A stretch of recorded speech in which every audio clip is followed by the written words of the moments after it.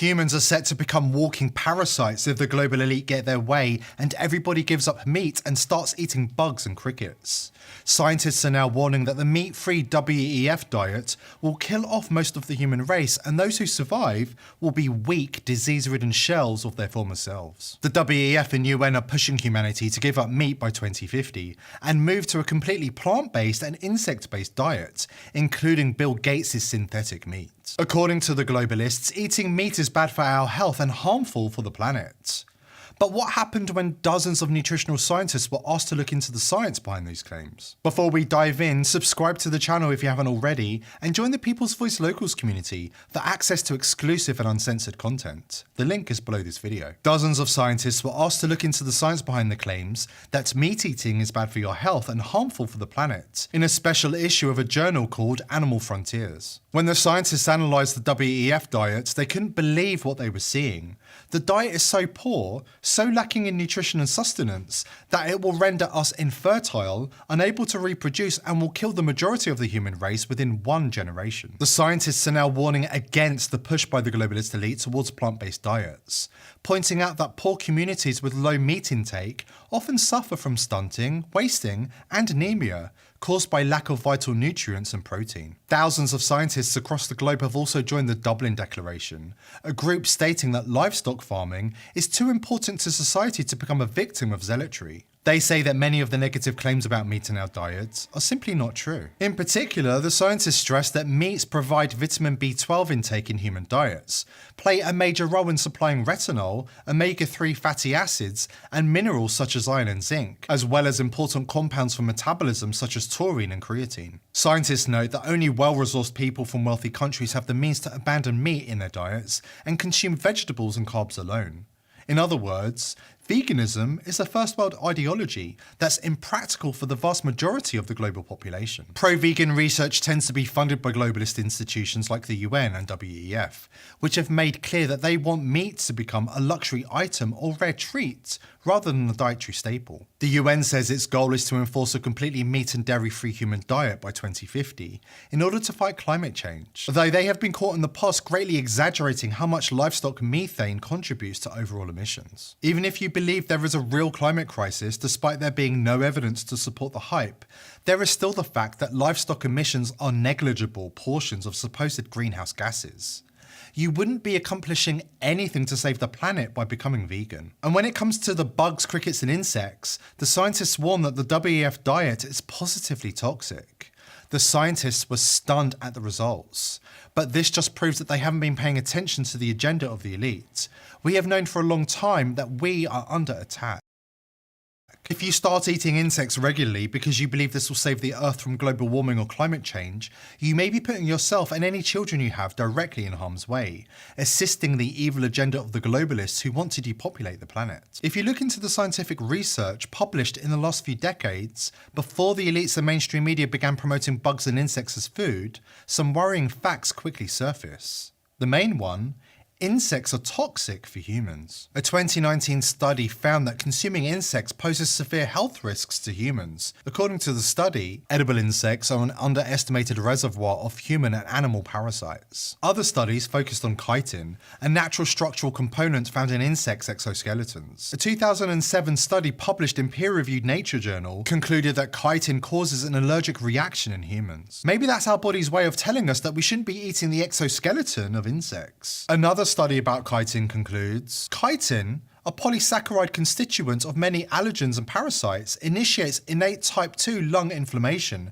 through incompletely defined pathways. And another study, focusing on chitosan, a chemical compound made from chitin, discovered that its consumption leads to the depletion of vitamins in the human body, which leads to disastrous effects. As if that wasn't enough, here is a headline from 2018, before the media were on board with the insect propaganda. Eating chitin is like flipping on the kill switch for parasites. With all that being said, the global elite, most notably the World Economic Forum, wants us to put cockroaches in our mouths, chew on their crunchy exterior, and swallow their viscous green insides. They want us to eat cockroaches while smiling, owning nothing and pretending to be happy. Eating locusts, crickets, ants, beetles, worms, bees, wasps, caterpillars, grubs, and slugs could fuel the next death wave of humans. And that's just what the globalists want. The bug-eating agenda is not a joke. It's starting to seep through mass media and even into the educational system. The goal is to normalise and even glamorise the consumption of bugs. So why are the powers that be laser focused on forcing the masses to eat crickets, mealworms and cockroaches? Here's a look at the situation. First, you must wrap your head around one important fact. The WEF are looking to redefine what it means to be a human on Earth.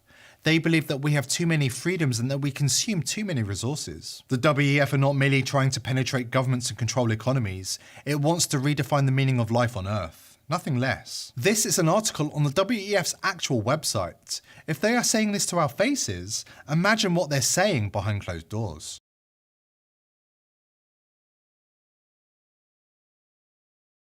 In short, they see us as cattle.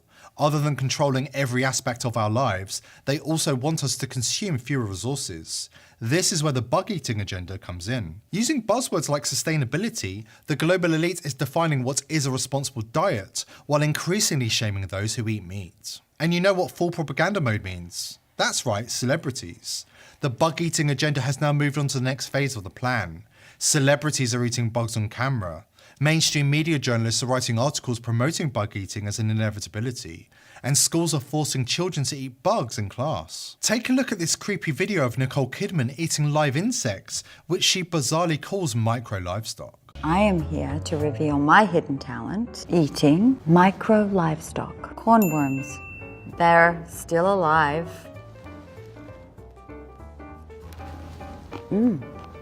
Extraordinary. Very moist, chewy. Can't quite describe the flavor, but let's try this. 2 billion people in the world eat bugs, and I'm one of them. Here we have, crickets. Oh, nothing. Like